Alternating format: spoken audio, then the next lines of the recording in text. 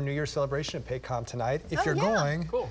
maybe take it a little gingerly into the stadium, walking in. Yes. The parking lots, that's what's kind of still bad out there. Yeah, you know, roads that are heavily traveled, they're in pretty good shape. Main highways, I-40, I-35, 44, H.E. Bailey, Turner, that's all pretty good. Secondary streets, neighborhood streets, you're going to have some problems. And any slush that's outside right now in front of your house, it'll be ice once the sun goes down because the warming from the sun, that'll go away. All right, so And keep then that we're in going to do mind. it tomorrow. We're going to do it again tomorrow with wave number 2, right? We talked about this all last week and over the weekend. 3 waves. Yep, 1 down, 2 more to go. Looking out across the city here and also from Jim Gardner, we have you covered here. Trackers have been out all night long, all morning long, and they are still out. Largest team of trackers in the nation, including the one and only, the legend himself, self-proclaimed. Let's go to Jim Gardner up top and get an update from Jim. And Jim, there you go. Found an accident there. Give us an update on what's going on with that. Do we have Jim? On the exact location, Northwest 10th and Walker here, where these 2 cars got tangled up, this van and this car, and somehow this car ran up on the sidewalk and into this tree right here. Now, EMSA is treating that person in the car.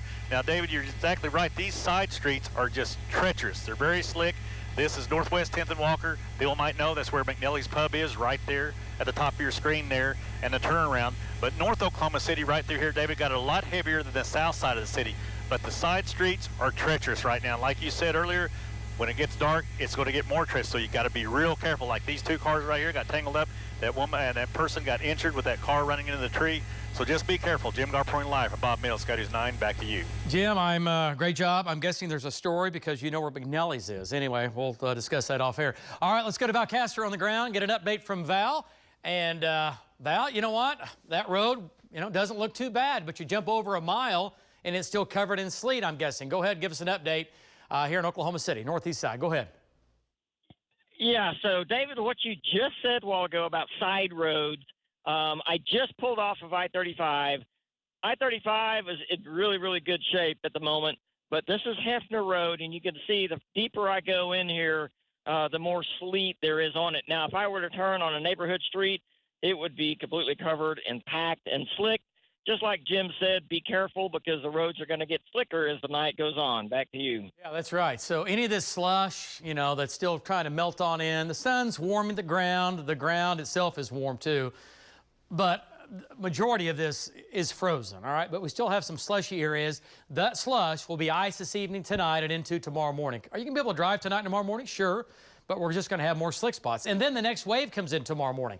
All right, so here are your slick spots. The main area is in the purple, nothing in northern and western Oklahoma. This started just southwest of Oklahoma City, and this whole event ramped up this morning, obviously from Oklahoma City south and east. And there it is, taking off. You can see where all the freezing rain, that's just ice, and sleet and hail, that was going on, and that big wave of energy coming out across, gosh, nearly all the state except for the far west, southwest, and northwest. You got robbed on this one. Here's where the sleet and the ice currently are located: northeastern, eastern, southeastern Oklahoma, just southeast of Veneta, up near Grand Lake, over an inch of sleet.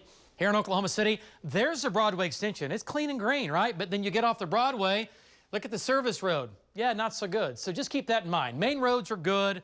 Secondary streets, side streets, your neighborhoods, you're going to have some problems. 21 degrees in Oklahoma City, a north wind at 10, our humidity right now at 64%. Temperatures, we have 80s, we have teens, we have 20s, no 80s, hang on, Payne. 14 in Guymon, 22 in Ponca City, 21 in Oklahoma City, 23 down in Ardmore. Wind chills right now with a north breeze in the single digits and teens. They'll be just as cold coming up tomorrow morning, just above 0. All right, so there's the wave in the east this evening. It continues to move out gradually, 8 o'clock, 9 o'clock, 10 o'clock. Overnight tonight, it's relatively quiet until late tonight. And look what happens. Wave 2, western, southwestern Oklahoma. This is going to be some freezing rain and sleet. Moves into the metro between 7, 8, and 9 o'clock in the morning. It'll start from the southwest, quickly spread to the northeast. And folks, this is going to give us more sleet, more freezing rain. We will have travel problems redeveloping with wave 2 for tomorrow morning. And then tomorrow afternoon, look at 3 o'clock. It's gone. Eastern Oklahoma, it is out of here. So this evening in the far east, winter mix goes on there. Lows tonight in the teens and 20s. Pipe bursting temperatures tonight. Might want to go ahead tonight and to let those faucets run. Just a tiny little stream. If you have a faucet that, again, years past has froze up on you, north side, go ahead, let the faucet strip on that. Okay, so overnight, a little bit of some light ice in the southeast, a little while longer. Here comes the next wave in the far south, across the Red River late tonight. Spreads north and east tomorrow morning. Oklahoma City south and southwest and east and southeast, right at a 100% chance of, again, sleet and ice. Highs tomorrow, back up in the 20s. Okay, and then for tomorrow afternoon, folks, it's going to be moving in eastern Oklahoma.